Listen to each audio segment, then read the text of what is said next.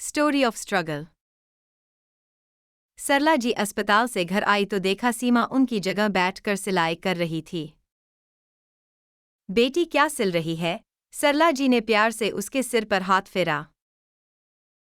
वो मम्मी कमला जी आई थी, कह रही थी कि उन्हें शादी में जाना है, ये ब्लाउज अर्जेंट सिलने हैं।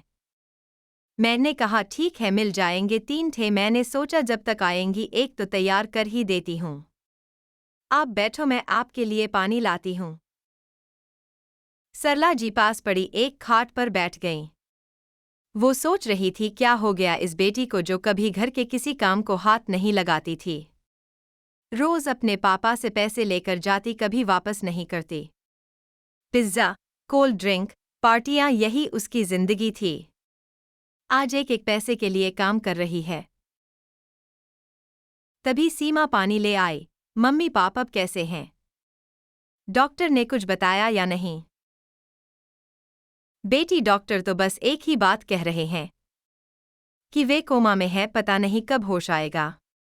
भगवान जाने आगे क्या होगा। काश उस दिन उनका एक्सीडेंट न हुआ होता।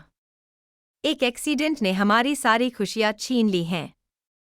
इस 1 साल में सारे रिश्तेदारों ने मुंह मोड़ लिया। सारे पैसे खत्म हो गए। अब क्या होगा? यह सुनकर सीमा के चेहरे पर एक उदासी सी छा गई। उसकी मम्मी दिन में पापा की देखभाल करती, रात को कपड़े सिलती थी। एक बड़े से घर को बेचकर वो लोग छोटे से किराए के मकान में आ गए थे। हर जगह कार से जाने वाली मेरी मम्मी आज बसों में धक्के खा रही है। पापा का सारा बिजनेस उनके पार्टनर ने हड़प लिया, उन्हें पता है आज नहीं तो कल वे नहीं रहेंगे। इधर रिश्तेदार इस डर से नहीं आते कि कहीं हमसे पैसा न मांग लें।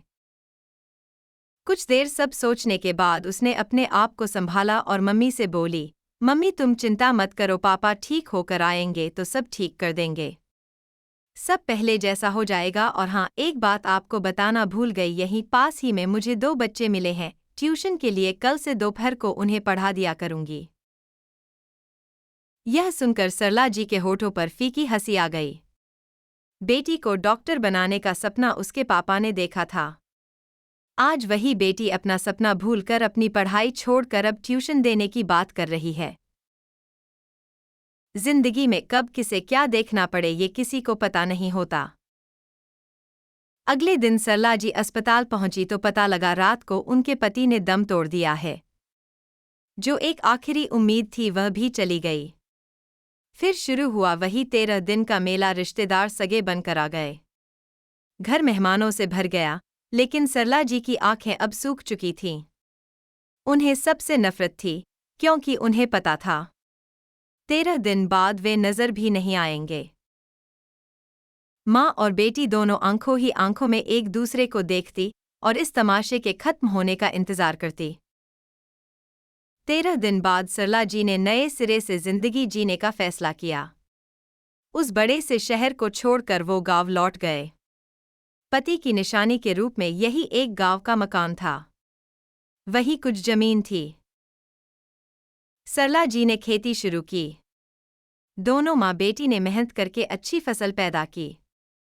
कुछ दिन बाद जब पैसे आने लगे तो उन्होंने खेत पर मजदूर रख दिए। सरला अब गांव के बच्चों को पढ़ाती थी।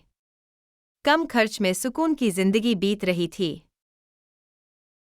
सरला जी को एक तसल्ली और थी, गांव में ही कोई लड़का देखकर कम खर्च में सीमा की शादी हो जाएगी, क्योंकि यहाँ शहरों की तरह दिखावा नहीं होता।